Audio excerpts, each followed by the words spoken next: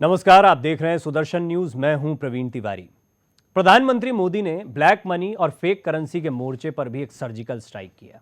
500 और 1000 के नोट बंद होने से कुछ असुविधा तो आम लोगों को हुई है, लेकिन एक खुशी भी मध्यम और निम्न मध्यम वर्गीय परिवारों में लोगों में देखने को मिल रही है। सीधे शब्दों में कहें तो ईमानदार लोगों के लिए अच्छे दिन का एहसास हुआ। धड़कनें उनकी बढ़ गई जिन्होंने काला धन बड़ी तादाद में छिपा कर रखा था। ऐसा नहीं है कि प्रधानमंत्री ने यह फैसला अचानक लिया है। एक सोची समझी रणनीति के तहत इस पर पहले से ही काम चल रहा था, लेकिन किसी को इसका एहसास नहीं हुआ।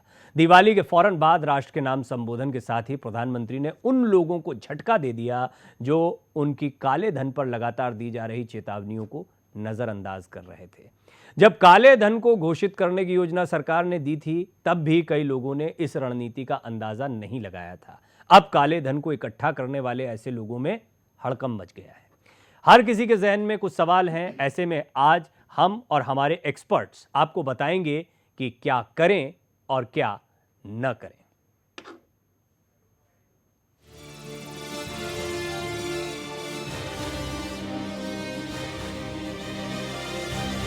प्रधानमंत्री नरेंद्र मोदी ने 500, 1000 के नोट का प्रचलन बंद कर दिया। मतलब अब आपकी जेब में जो 500 या 1000 के नोट हैं, उनसे आप कुछ नहीं खरीद सकते। लेकिन इस फैसले से किसी को घबराने की जरूरत नहीं। आप बड़े आराम से इन्हें पोस्ट ऑफिस और बैंक में जाकर दे सकते हैं और बदले में नए नोट प्राप्त कर सकते हैं। लेकिन पीएम के इस मास्टर स्ट्रोक ने काले धन कुबेरों को हैरत में डाल दिया है, क्योंकि जब आप बैंक से नोट बदलने जाएंगे तो आपको अपना आईडी प्रूफ लेकर जाना पड़ेगा और आपके आईडी प्रूफ से सारी एंट्री सरकार के पास जाती रहेगी। मतलब काले धन रखने वालों की अब खैर नहीं है। हम आपको बता दें कि मोदी सरकार का यह फैसला जल्दबाजी में नहीं बल्कि काफी होमवर्क के बाद लिया गया। 11 नवंबर से बैंक और पोस्ट ऑफिस में पुराने नोट जमा होने शुरू हो जाएंगे। पुराने नोटों को बैंक या पोस्ट ऑफिस में जमा करने के लिए 50 दिन। 11 नवंबर से नए नोट मिलने भी शुरू हो जाएंगे।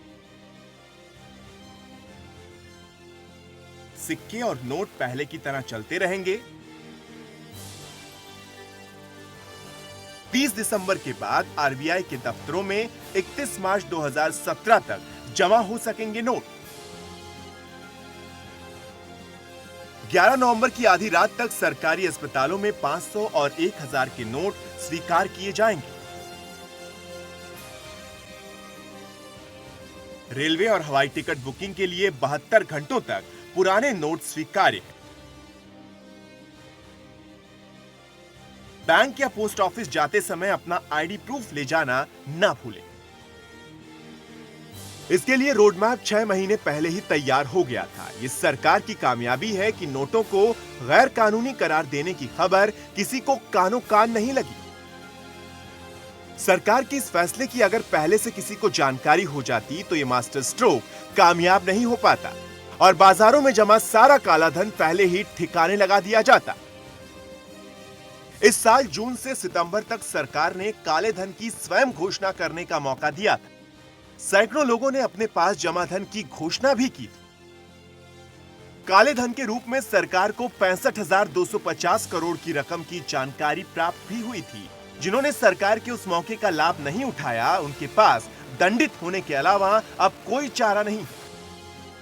मोदी सरकार के इस कदम के बाद स्थिति यह है कि या तो काले धन के कारोबार में लगे लोग कानून की जद में आएंगे या उनके बड़े नोट महज कागज के टुकड़े बनकर रह जाएंगे। बेशक कुछ दिनों तक लोगों को भी परेशानी का सामना करना पड़ेगा। हालांकि बैंकिंग व्यवस्था को भी सामान्य होने में कुछ वक्त लगेगा, लेकिन यह अर्थव्यवस्था को स्वच्छ करने में बड़ा कदम साबित होगा। पीएम ने इस पर आम लोगों का सहयोग भी मांगा है। लोग सहयोग देने के लिए तैयार भी हैं। काले धन के मुद्दे पर मोदी सरकार को घेरने वालों ने सरकार के इस कदम पर चुप्पी साध ली है। दर्शन न्यूज के लिए ब्यूरो रिपोर्ट के साथ पुनीत सैनी।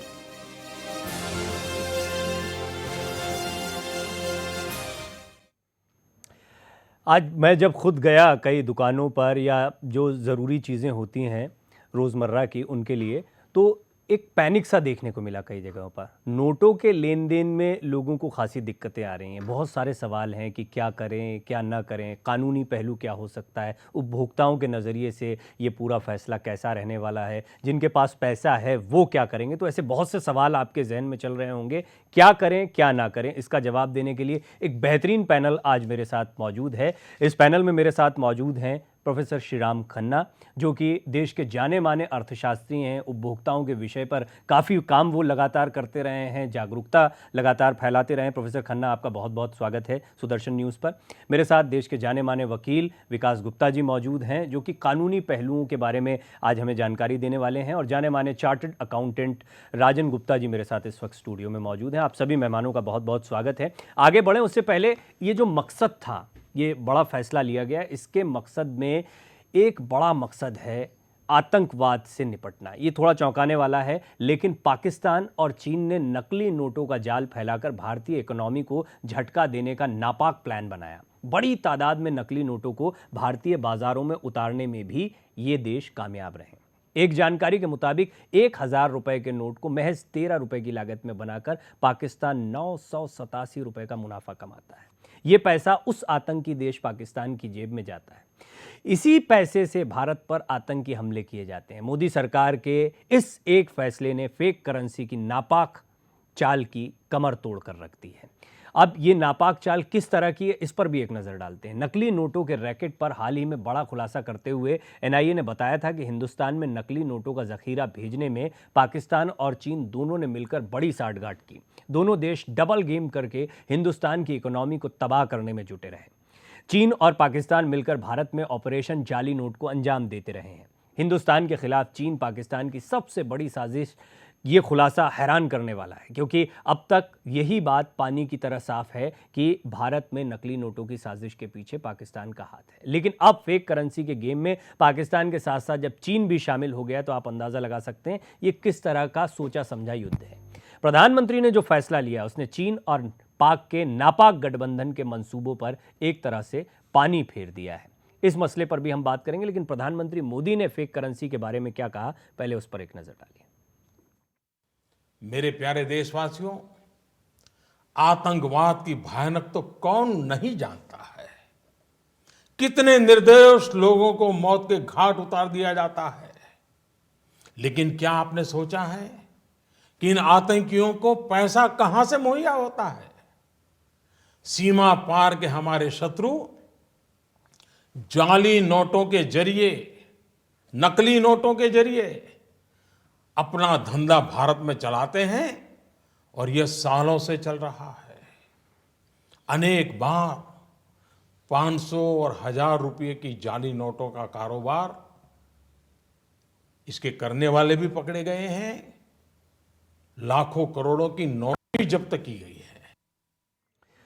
इस फैसले को इतने सरल शब्दों में नहीं लिया जा सकता। दरअसल एनआईए की जो जांच रिपोर्ट आई, उसमें ये खुलासा हुआ कि पाकिस्तान, दुबई, नेपाल, बांग्लादेश और सिंगापुर के रास्ते भी भारत में जाली नोट पहुंचाए गए।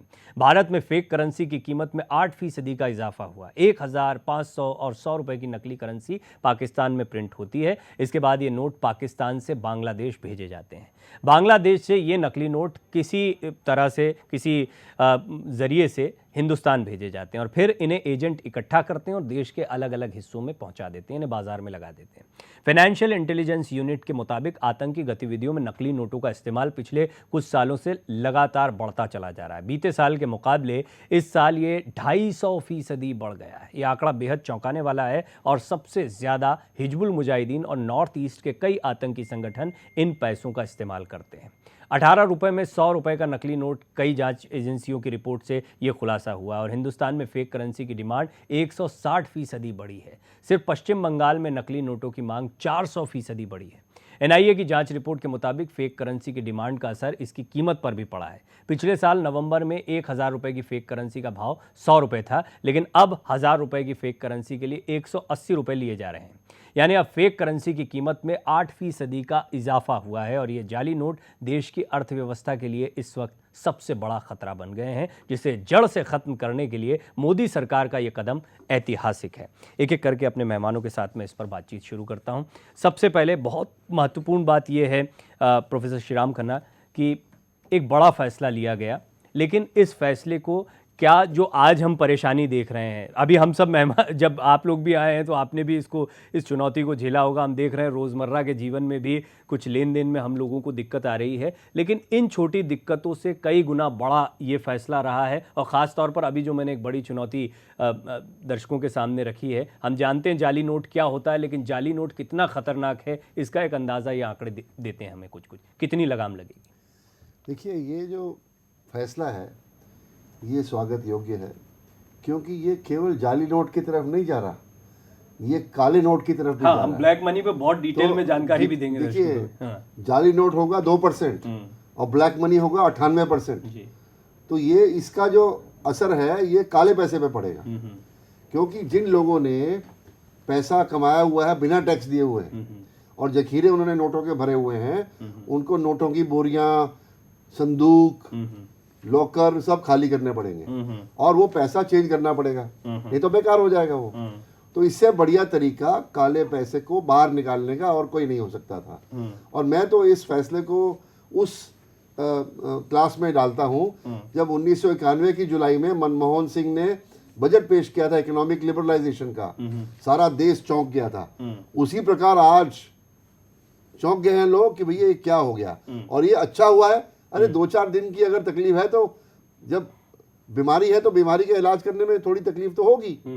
और ये उनको चुनौती है उन लोगों को जो व्यापार करते हैं पैसा कमाने के लिए और सरकार को टैक्स नहीं देते। ठीक है, उनको बताना पड़ेगा कि भैया टैक्स देके बिजनेस करो, ईमानदारी का पैसा कमाओ, सरकार और विकास में पैसा खर्च होना चाहिए और आप अपना मुनाफा भी कमाओ। विकास जी, जिन लोगों के पास अभी पैसा पड़ा है, क्या वो किसी तरीके से अपराधी हो गए? क्योंकि अब एक सोच है, एक डर भी आ गया होगा। एक पहला तो ये कि इस पैसे का क्या करें, इसको डिस्क्लोज नहीं करते हैं तो क्या होगा, और अगर जाकर डिस्क्लोज करेंगे तो क्या होगा? क्या लीगल एस्पेक्ट अब इसके हैं? देखिए प्रवीण जी, जो पैसा अकाउंटेड फॉर है, अगर आपने विड्रॉ किया हुआ है या आपकी कैश की इनकम है या कोई और चीज है, उसमें आपको कोई डरने की बात जिसको आप बता सकते हैं कि मुझे यहाँ से मिला है, जहां आप सोर्स डिक्लेयर कर सकते हैं, बता सकते हैं। जो इनकम टैक्स डिपार्टमेंट को अगर आपके पास बाद में इंक्वायरी आती है, अगर आप उसका स्पष्टीकरण कर सकते हैं तो आपको कोई डरने की बात नहीं है। सारी समस्या जो आ रही है कि इस देश में काला धन खाली व्यापारी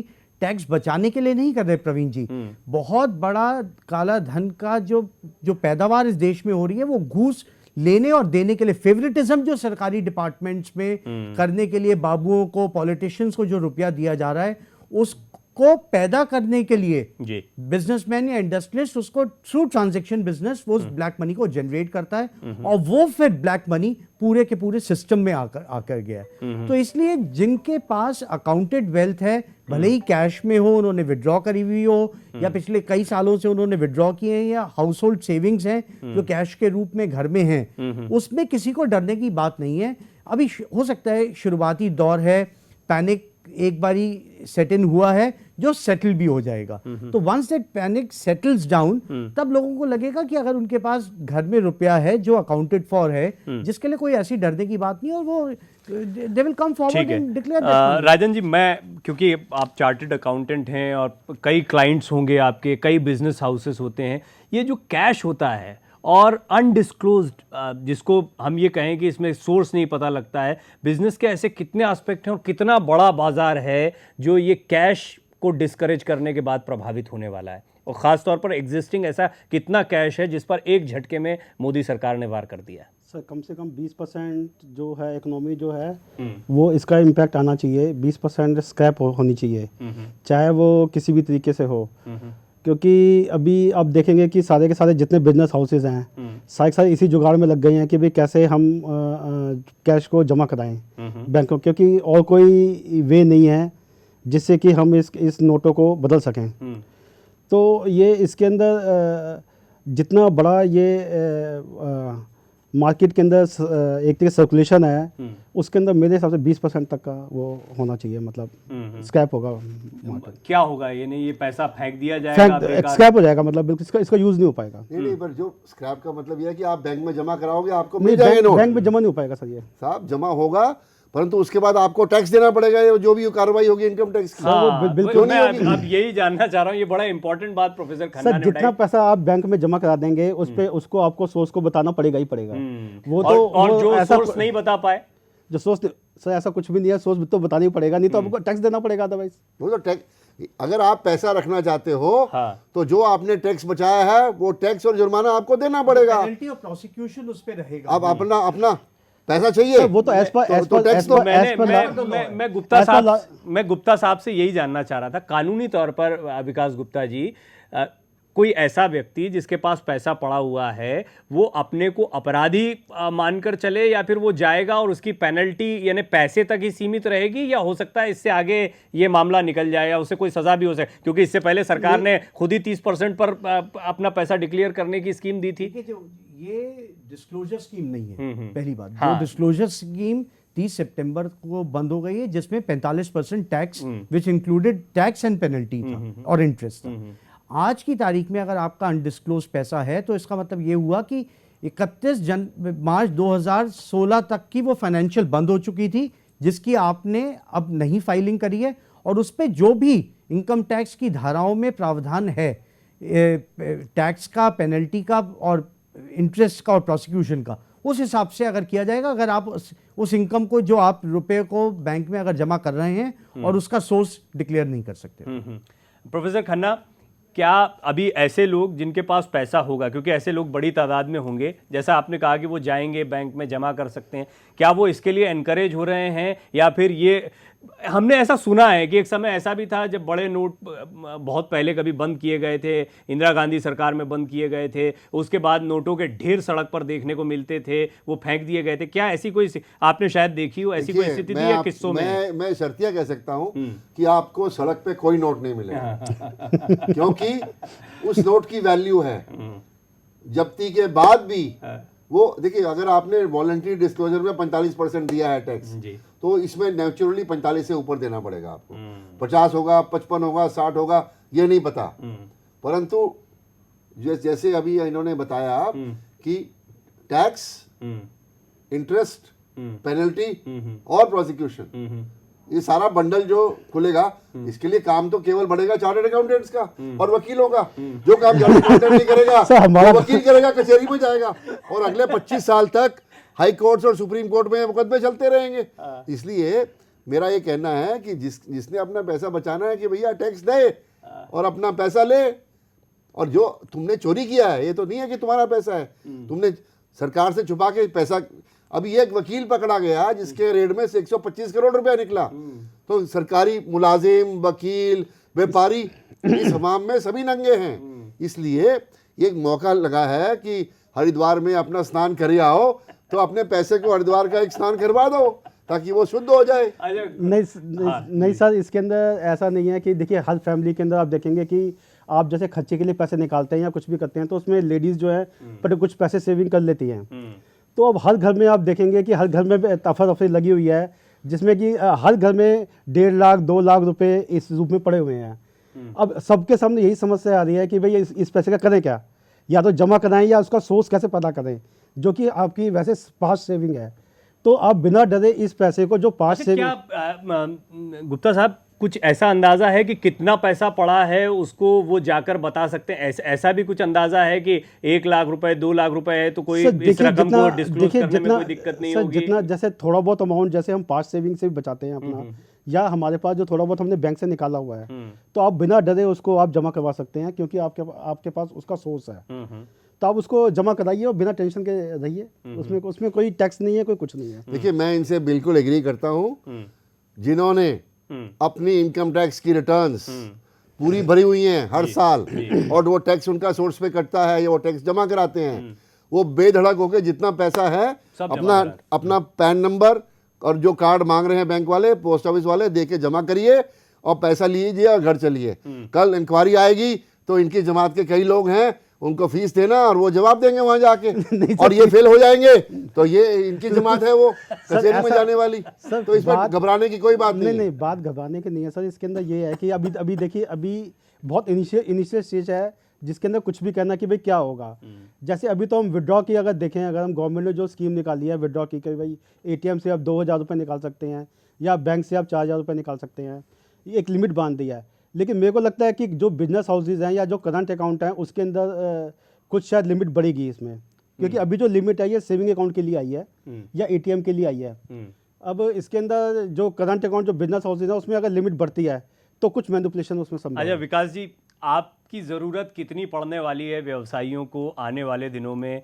जैसा कि अभी प्रोफेसर खन्ना कह भी रहे हैं, मतलब एक बड़ा सवाल दिमाग में ये आता है, डर यही है कि हमने कोई अपराध तो नहीं कर दिया है, कोई अपराधी तो नहीं हो गए हैं, और अगर ऐसा है तो उसके क्या हालात हैं, किन सर्कमस्टेंसेस में आपने गलत काम कर दिया? देखिए प्रवीण जी, एक आम नागरिक को इस देश के मैं ज़रूर ये कहना चाहूँगा कि एक ऐतिहासिक कदम है, और आम नागरिक को, जिसमें शायद 90 या 95 या 99% इस देश की जनता को कोई भी भय की आवश्यकता नहीं है। डर सिर्फ चोर की दाढ़ी में ही तिनका होता है।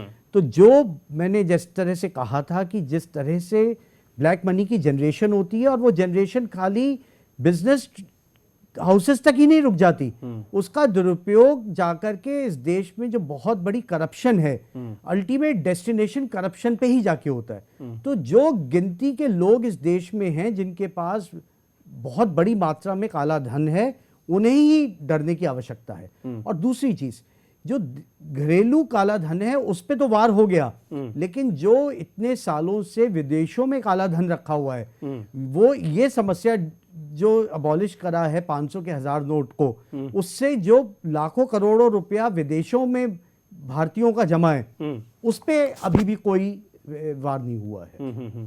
तो मेरा ये कहना है कि आम आदमी को, आम जनता को, जिसके पास, ये बड़ा इंपॉर्टेंट पॉइंट है, इस पर मैं आऊंगा, लेकिन प्रोफेसर खन्ना, अभी जो दर्शक सुन रहे होंगे वो इस मुद्दे को जो हम बातचीत कर रहे हैं उसके इर्द गिर्द समझने की कोशिश कर रहे होंगे। पैसा कमाए, अगर आपने कमाया या पैसा आपके पास रखा हुआ है, उसका सोर्स डिस्क्लोज नहीं करते, जैसे विकास गुप्ता जी ने कहा चोर की दाढ़ी में तिनका। अब ये चोर की दाढ़ी कितनी बड़ी है और चोरों की जमात कितनी बड़ी है, इसका अंदाजा लगाना बड़ा मुश्किल है। देखिए, अभी इन्होंने कहा कि वॉलंटरी डिस्क्लोजर में 50,000 करोड़ का टैक्स जमा हो गया, ठीक है। तो मेरा उम्मीद यह है कि कम से कम उससे 5 गुना टैक्स जमा होगा अब बैंकों में पैसा और पोस्ट ऑफिस में बैंक का बटाने में, कि जब आप लेके जाएंगे बोरियां अपनी, वो आपको दे देंगे, परंतु उसकी इंफॉर्मेशन आपके सर्कल में इनकम टैक्स में पहुंचेगी। वो फिर आपको नोटिस देगा कि भैया आपने पैसा कहां से लिया, आप रिटर्न भरिए अपनी। आप जस्टिफाई कर पाएंगे चार्टर्ड अकाउंटेंट के थ्रू तो ये उसकी महारत है, नहीं कर पाएंगे तो अपना इनकी जमात बैठी है। और ये मामले आप इनकम टैक्स के ट्राइब्यूनल्स में और उनकी बोर्ड्स में और हाई कोर्ट में और सुप्रीम कोर्ट में अगले 25 साल को चलने वाले हैं। चलिए, क्योंकि कोई भी पैसा देने वाला बिना इन दो भाषियों के सुझाव और एडवाइस के साथ अपनी जिंदगी बिता नहीं सकता, और ऐसे लोग उनकी मदद में सेवारत हैं। और हिंदुस्तान के सबसे बड़े वकील जो हैं वो केवल इसलिए बड़े बने हैं, करोड़पति बने हैं, 100-200 करोड़ की जिनकी प्रॉपर्टी है, कि वो उनका महारत यह है कि वो क्रिमिनल्स को डिफेंड करते हैं। गरीब आदमी को डिफेंड करने वाला करोड़पति नहीं बनता। ये एक बहुत ही कटु सत्य है जो हम देखते हैं। समरथ को नहीं दोष गोसाई, ये तो हम लोग सुनते आए हैं। अब लेकिन क्या समर्थ पर वार हुआ? और एक बहुत बड़ी बात जो मैं सोशल साइट्स पर देख रहा हूं वो ये कि बहुत से लोग हैं जो खुशी जाहिर कर रहे हैं। खुशी इस बात की कि जैसा मैंने शुरुआत में भी कहा था, मध्यम वर्गीय और निम्न मध्यम वर्गीय लोगों में एक उत्साह देखने को मिल रहा है। उन्हें ऐसा लग रहा है कि अब सही जगह चोट कर दी गई है। वो रोज़ कमाने खाने वाला इंसान है, उसे लगता है कि जिन लोगों ने खूब माल दबा रखा था, पैसा छुपा रखा था, उन पर मोदी सरकार ने ये वार किया है। जैसा मैंने कहा, मेरे साथ एक बहुत ही इंपॉर्टेंट और बहुत ही दिलचस्प पैनल मौजूद है, जिसमें देश के जाने माने वकील, देश के जाने माने चार्टर्ड अकाउंटेंट और देश के जाने माने अर्थशास्त्री मौजूद हैं। इन सभी से बातचीत हमारी जारी है और काले धन के बारे में बातचीत हुई, कुछ आंकड़ों के साथ भी काले धन की बातचीत होगी। एक छोटे से ब्रेक के बाद लौटते हैं। क्या करें क्या ना करें मोदी सरकार के इस बड़े फैसले के बाद।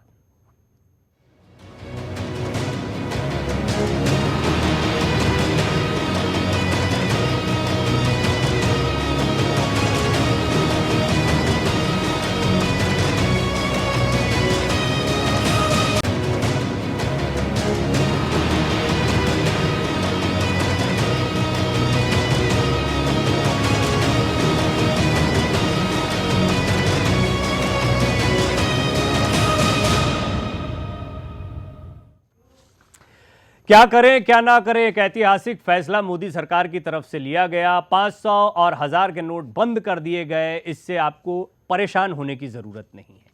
परेशान होने की जरूरत उन लोगों को होगी जिन लोगों ने काला धन छिपा रखा है। आपके पास जितने भी 500 और 1000 के नोट हैं, उन्हें अपने नज़दीकी बैंक में या डाकघर में आप जमा करा सकते हैं। इसके लिए आपके पास 30 दिसंबर तक का वक्त है। अगर आपने 30 दिसंबर तक पैसा जमा नहीं किया तो 31 मार्च 2017 तक रिजर्व बैंक के दफ्तर में भी जाकर आप पैसा जमा करवा सकते हैं। पैसे जमा करवाते वक्त अपने पास एक आइडेंटिटी कार्ड जरूर रखें। आपकी सुविधा के लिए शनिवार और रविवार को भी बैंक खुले रहेंगे। अफवाहों पर ध्यान मत दीजिए, आपके पैसे बैंक में सुरक्षित रहेंगे। 11 नवंबर से आप अपने बैंक की शाखा से हर खाते के हिसाब से 4000 रुपये निकाल भी सकते हैं। कुछ दिनों बाद लेन देन की सीमा फिर से पहले की तरह हो जाएगी। ये एक बहुत ही महत्वपूर्ण कदम मोदी सरकार की तरफ से उठाया गया है और हम आपको बता रहे हैं क्या करें क्या ना करें। देश का एक जाना माना पैनल इस वक्त मेरे साथ मौजूद है। काला धन क्या होता है, इस पर भी काफ़ी डिस्कशन हुआ, मेहमानों ने काफ़ी बातें कही हैं। ज़रा इस पर एक नज़र डाल लेते हैं कि काला धन आखिर होता क्या है। काला धन वो इनकम होती है, जैसा कि अभी आप समझ ही गए होंगे और जिनके पास है वो तो बेहतर समझते होंगे, जिस पर टैक्स की देनदारी नहीं बनती है या टैक्स नहीं दिया जाता है, छिपा कर जिसे लिया जाता है, जिसका सोर्स डिस्क्लोज नहीं किया जाता है। आपराधिक गतिविधियां होती हैं, किडनैपिंग, स्मगलिंग, पोचिंग, ड्रग्स, अवैध माइनिंग, जालसाजी, घोटाले से कमाई, रिश्वतखोरी। ये रकम काला धन के तौर पर इसके, क्योंकि सोर्स आप डिस्क्लोज नहीं कर सकते हैं, आती है। कई और ऐसे तरीके हैं जहाँ पर बिक्री की जाती है लेकिन आय को नहीं बताया जाता है, वो भी इस तरह के दायरे में आती है। टैक्स बचाने के लिए आय की जानकारी टैक्स डिपार्टमेंट को नहीं देने से ये काला धन पैदा होता है। भारत में ब्लैक मनी की बात करें तो इसे मापने का कोई भरोसेमंद और पक्का पैमाना नहीं है। ज़्यादातर अनुमान पुराने हैं और उनमें कई तरह की खामियां हैं। एक स्टडी के मुताबिक साल 1983-84 में 32,000 से 37,000 करोड़ रुपए की ब्लैक मनी थी, जो जीडीपी के 19 से 21% के बराबर है। 2010 में अमेरिका के ग्लोबल फाइनेंशियल इंटीग्रिटी ने अनुमान लगाया था कि साल 1948 से 2008 के बीच में भारत से करीब 462 अरब डॉलर की रकम निकली। भारत के अंदर और बाहर कितनी ब्लैक मनी है, इसके सरकार ने 3 संस्थानों से रिपोर्ट करने के लिए कहा था और इनकी रिपोर्ट्स इस साल के अंत तक आ सकती है। एक बड़ी बात, जैसा अभी विकास गुप्ता जी कह भी रहे थे, कि जो देश में काला धन है उस पर तो एक बड़ा वार हुआ है, लेकिन विदेशों में इससे कई गुना ज़्यादा बड़ा काला धन मौजूद है, बड़ी तादाद मौजूद है। उसे लाने की भी ज़रूरत है। उम्मीद की जा सकती है कि एक कदम उठाया गया है और बहुत तेज़ कदम उठाया है, तो उम्मीद है कि अगला बड़ा कदम भी जल्दी देखने को मिले और हो सकता है वो भी इसी तरह का कोई सरप्राइज सर्जिकल अटैक हो।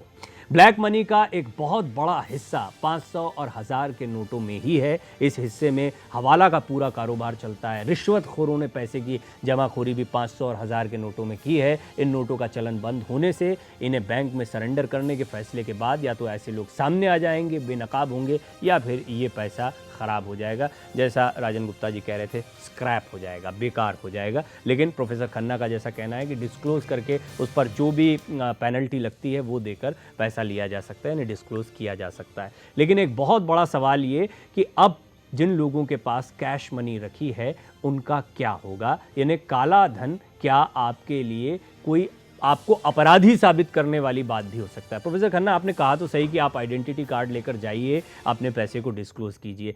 क्या अभी कॉन्फिडेंट होंगे वो लोग जिन्होंने बहुत समय से पैसा दबा कर रखा है? डरना तो बहुत लाजमी है, अब वो कितना डरें और कितना निडर रहें? देखिए, ये डिपेंड करता है कि कौन उनका फाइनेंशियल एडवाइज़र है और कौन उनका लीगल एडवाइज़र है। जैसी एडवाइस, देखिए, हिंदुस्तान में पैसा सबसे बढ़िया एडवाइस खरीद सकता है। आप वैसे बहुत प्रैक्टिकल बात गरीब करते हैं आदमी आप के पास पैसा नहीं है, हाँ। इसीलिए हिंदुस्तान की तमाम जेलें गरीब आदमियों से भरी हैं। आप ढूंढो कितने अमीर आदमी है, कोई लंदन में है, कोई न्यूयॉर्क में है, उनको भी लाने के लिए नहीं, प्रयास नहीं, कर और रहे हैं, उनको वो लाने कह की रहे हैं कोशिश दोनों- करने में, हाँ। तो इसलिए सर अब तो अमीर लोगों को इसलिए भी जेल में इसलिए डाला गया है, ऐसी बात गरीब नहीं है। आदमी क्योंकि अपनी बचाव के लिए सलाह सही नहीं खरीद सकता, इसीलिए वो मुश्किल में रहता है। और इस समय जो निम्न वर्गीय है, मिडिल क्लास के लोग हैं, वो खुश हैं क्योंकि उनका पैसा तो टैक्स से सोर्स कट जाता है तनख्वाह में। और 2% 1% जो लोग हैं जिनके पास काला पैसा है, आज वही दुखी हैं, और आम आदमी तो दुखी है ही नहीं। इसलिए मेरा कहना यह है कि भाई आम आदमी ये सोचे कि भाई कम से कम जिन लोगों ने जखीरा काले पैसे का रखा है, उनकी हिसाब देने का समय आ गया है कि भाई ये इस साल के 31 तारीख तक अपना हिसाब किताब बराबर करिए और आगे चलिए, आगे ईमानदारी से अपना पैसा कमाइए और टैक्स दीजिए। ब्लैक मनी के ऊपर प्रधानमंत्री मोदी ने क्या कहा है, जरा ये भी सुन लेते हैं। उन्होंने अपना जो भाषण दिया और ये ऐतिहासिक फैसला लिया, उसके दौरान ये एक बहुत सरप्राइज उनका राष्ट्र के नाम संबोधन था, तो इसमें उन्होंने काले धन के ऊपर क्या बात कही थी, उसको जरा एक बार सुन लेते हैं।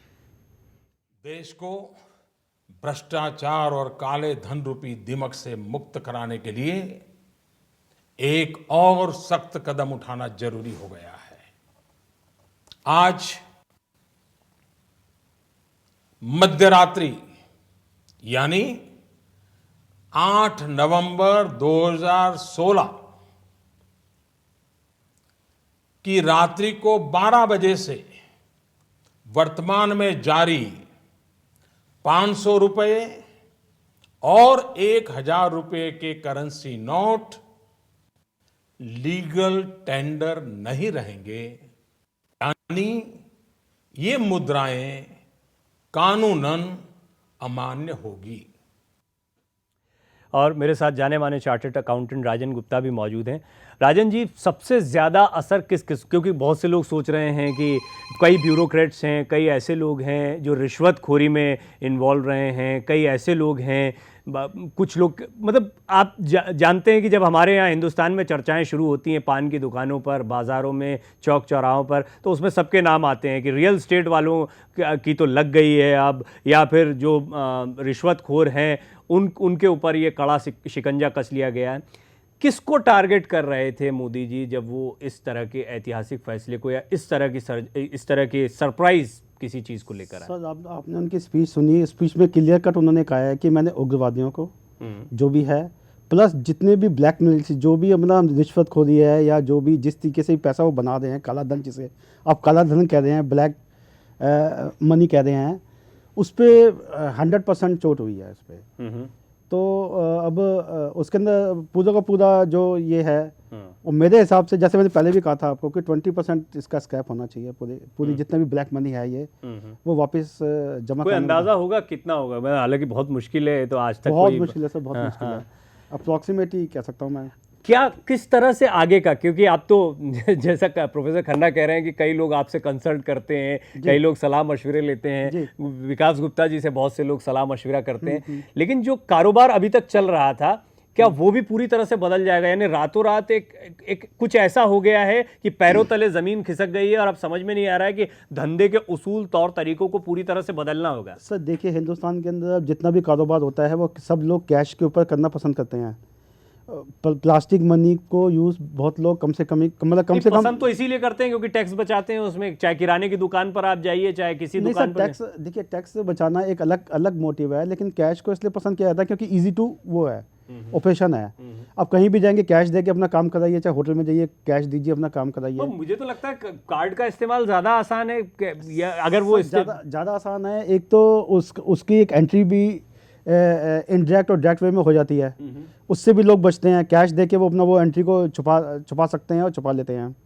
उससे भी आप अपना जितना भी आप ब्लैक मनी जनरेट करते हैं उसको आप अपने यूज़ में ले लेते हैं। तो अब मेरा ये मानना है कि ब्लैक मनी जो जितना भी अगर ये मोदी जी ने जैसे 500 रुपये का 1000 रुपये के नोट ये बंद किए हैं, अगर ये प्लास्टिक मनी पे ज़्यादा जोर देते तो ये आगे फ्यूचर में भी मैं प्रोफेसर खन्ना ये जानना चाहता हूँ, आप तो उपभोक्ताओं के लिए इतना काम करते रहे हैं, ये उपभोक्ताओं के लिहाज से, क्योंकि एक बड़ा सवाल ये उठाया जा रहा है कि अब हम जो डे रूटीन की हमारी लाइफ है उसमें किस तरह से पैसे का इस्तेमाल करेंगे, क्या ये और सहज हो जाएगा या आपको लगता है थोड़ी डिफिकल्टीज आएंगी? ये प्रॉब्लम उनको है जिनके यहाँ संदूकें, बोरियां, बिस्तर पैसे से भरे हैं।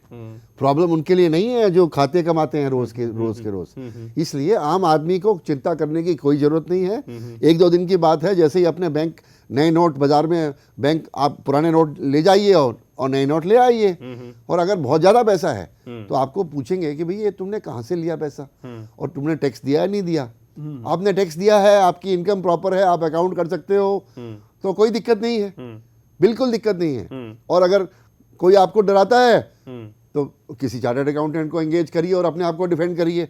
और चार्टर्ड अकाउंटेंट डिफेंड नहीं कर सकता है तो वकील बोलिए रिट पिटीशन फाइल करेगा। आपने बार-बार इन दोनों को ये और देखिए ये आम आदमी को अपने बचाव में इस्तेमाल करने वाले हथियार हैं। सर देखिए, ये तो इनका खैर ये सलाहकार है। आम आदमी को डरने की कोई जरूरत नहीं है।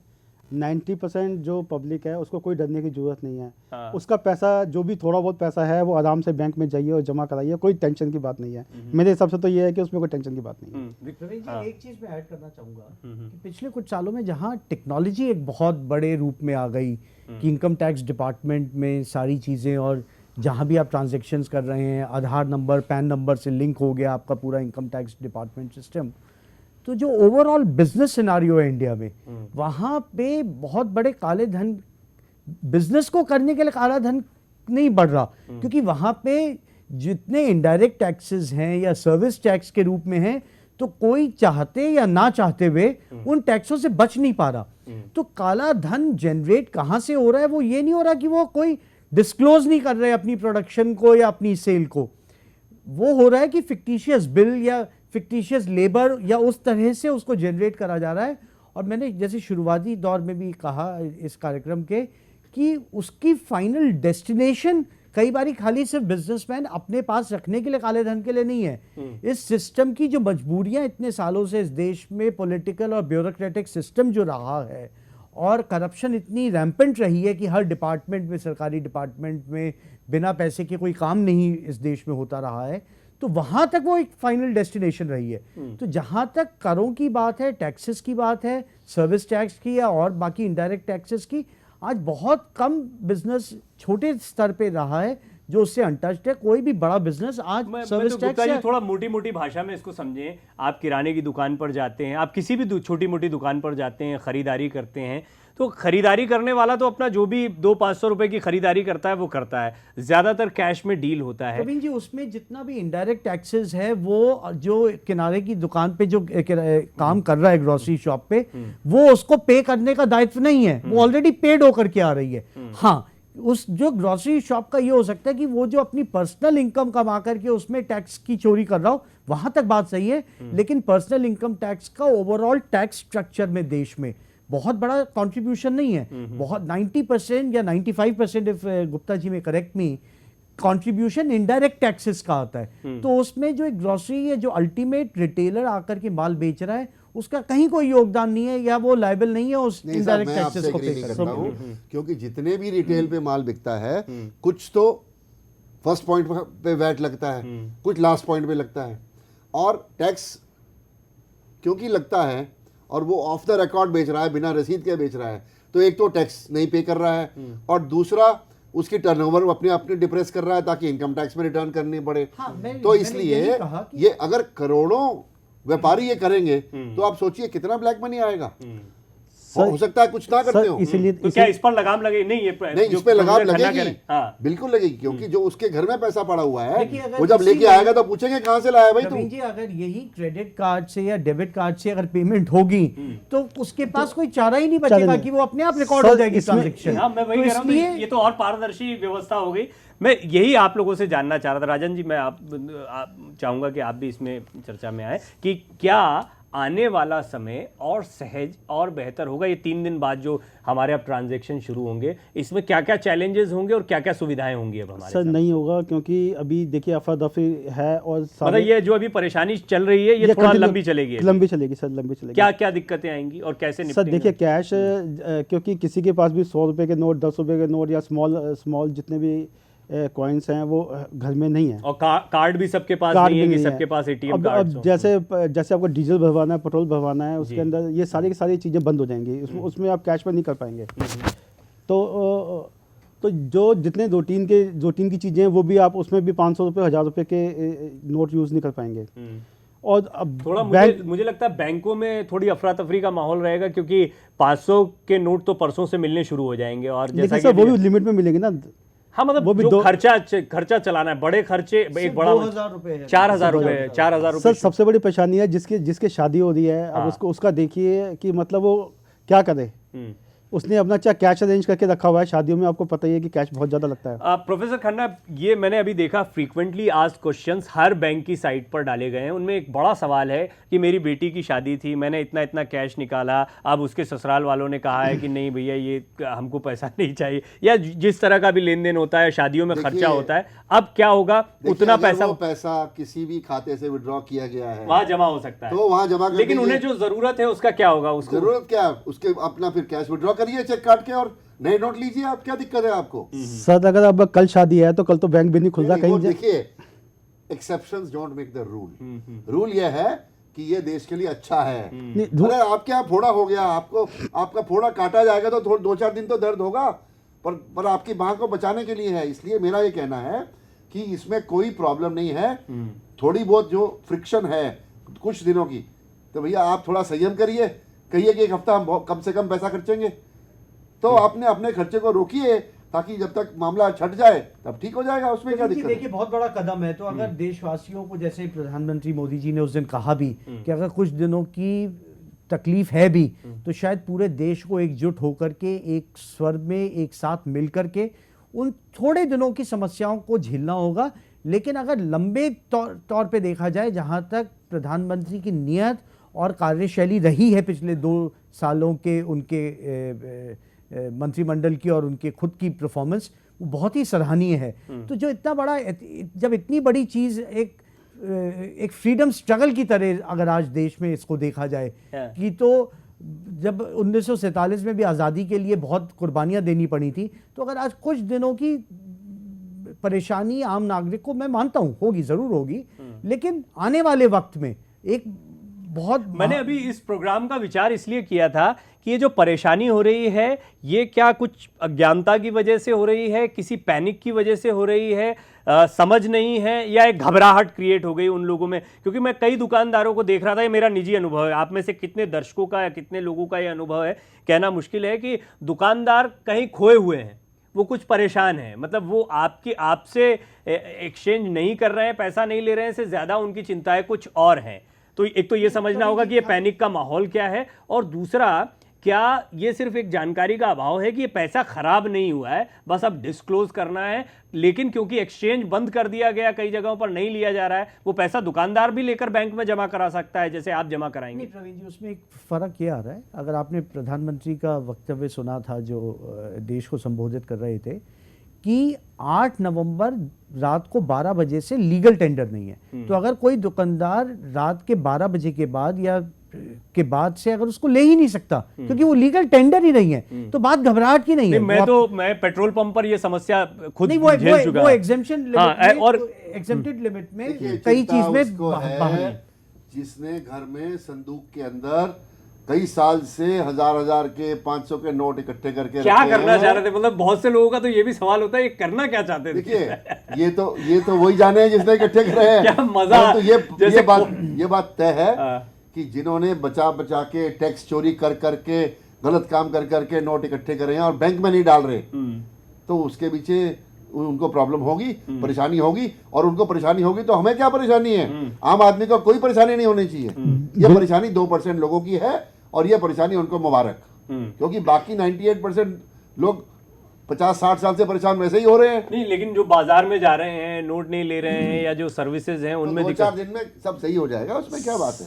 हमारे यहाँ सर, जो 2-4 हमारे बैंकिंग नेटवर्क वो बहुत स्ट्रांग है। प्राइवेट और पब्लिक सेक्टर बैंक्स का बड़ा डिसिप्लिन काम है। रिजर्व बैंक ऑफ इंडिया बहुत स्ट्रांग इंस्टीट्यूशन है, और अगर ये तैयारी से काम किया गया है तो जरूर ही हमारे जो मिंट हैं, हमारे जो सिक्योरिटी प्रेसेस हैं, उन्होंने नए नोट छाप के इतने तैयार कर लिए होंगे कि वो कल तक हर बैंक में पहुंच जाएंगे। हाँ, अब ये देखना है कि आप एक दिन में कैश से कितना ट्रांजैक्शन करते थे, यानी कैश से आप कितना खर्चा करते थे, कितना इस्तेमाल एक दिन में करते थे। तो अगर आपकी लिमिट 4000 के अंदर है, और जो कि ज़्यादातर लोगों की और इससे काफ़ी कम होती है, इतनी है, तब तो आपके लिए कोई बहुत परेशानी की बात नहीं है। लेकिन मुझे लगता है विकास गुप्ता जी, जो बहुत ज़्यादा बड़ी तादाद में, और वो कैसे लोग हैं जो मोटी रकम कैश में डील कर रहे थे, उनको दिक्कत होने वाली। तो ये तो अच्छा है, इस चीज़ को तो रोकना बहुत ज़रूरी था, यही तो जड़ थी। देखिए, आपके पास अगर बैंक में पैसा है तो आप उसको डेबिट कार्ड या क्रेडिट कार्ड या चेक से तो कितनी रकम किसी को भी आप ट्रांसफर कर सकते हैं। बात सिर्फ लगाम उन्हीं पे आ रही है जो अनअकाउंटेड वेल्थ से जा करके बड़े बड़े एम्पोरियो जैसे मॉल्स में घड़ियां और महंगी चीज़ें खरीद रहे थे। आज ये ज़रूर आएगा। आज मैं सोशल मीडिया पे देख रहा था कि बड़े बड़े शोरूम्स में जो इस तरह से अल्ट्रा लग्जरी प्रोडक्ट्स बेच रहे हैं, वहाँ सुनसान है। वो समझ में भी आता है, आपके पास पैसा है, आपके पास बैंक में, तो आप वहाँ जाके खरीदिए। लगाम सिर्फ चोरों पे ही है। लेकिन यहाँ पर एक चीज़ हम ये भी देख रहे हैं कि लग्जरी चीज़ों के साथ साथ में सोना बड़ा महंगा बिक रहा है। ये क्या है प्रोफेसर खन्ना, आप क्योंकि कंज्यूमर एक्टिविस्ट भी हैं, मैं जानना चाहूँगा। अभी हम देख रहे हैं कि 60,000 रुपये में 10 ग्राम, मतलब इस तरह की खबरें भी आ रही हैं, और अंदर खाने ये खबरें हैं कि बहुत ऊंची दरों पर सोना बेचा जा रहा है। ये क्या है?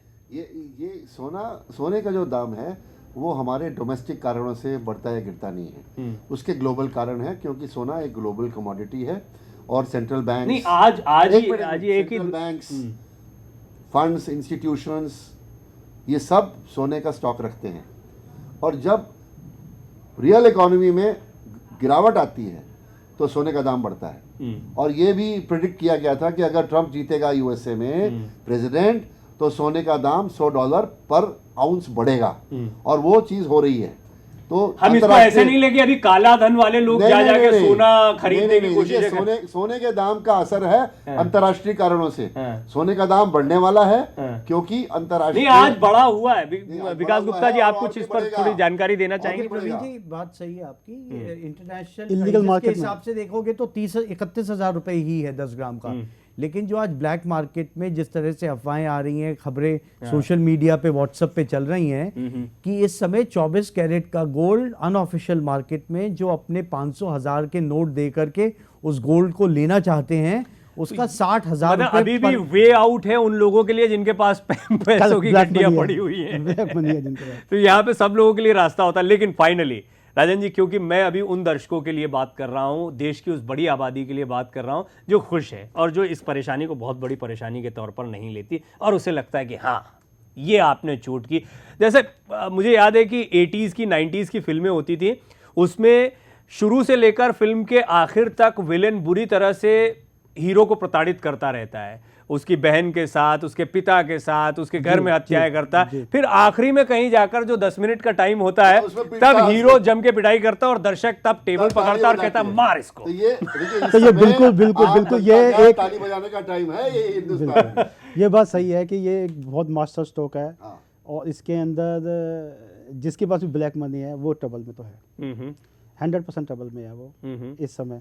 इसलिए हम ये कहें आम लोगों को कि भाई उनके लिए कोई चिंता टेंशन की मत बात नहीं करिए, है, उनकी टेंशन की बात आप नहीं है। खुश रहिए। मैं चाहूंगा राजन जी, एक थोड़ा आखिर में आप उन दर्शकों को जिनके पास अभी 100-100, 1000-1000 के कुछ नोट रखे हुए हैं, उनको ऐसा लग रहा है कि ये तो कचरा तो नहीं हो गया, कहीं खत्म तो नहीं हो गया, जिनको बहुत समझ नहीं है, क्योंकि हमने देखा कि कई लोग हैं जो डोमेस्टिक हेल्प के तौर पर काम करते हैं, कई छोटे मोटे रोजंदारी जिसको हम कहते हैं, रोजमर्रा की कमाई करते हैं। उनको डरने की कोई बात नहीं है, वो बैंक में जाएं और उसको बदल लें, कोई नहीं पूछेगा। और इसकी भी जल्दबाजी की कोई जरूरत नहीं। जल्दीबाजी 50 दिन है पूरे हमारे पास, 50 दिन है, 50 डेज के अपने अंदर साथ आइडेंटिफिकेशन का जो मांग रहे हैं ले जाओ, पोस्ट ऑफिस में जाओ, बैंक में जाओ और बदल लो। जितना बदल के दे रहे हैं आओ, और अगर एक बार में नहीं बदल रहा था तो अगले दिन फिर जाके बदलवा लो, उसमें क्या दिक्कत है। लेकिन सर इसके अंदर यही है कि जो प्रोसीजर्स बैंक ने किए हैं वो उस प्रोसीजर्स को अपना के वो अपना उसको अपने जितने भी नोट हैं बदल सकते हैं। उसमें कोई 1% भी डरने की ज़रूरत नहीं है।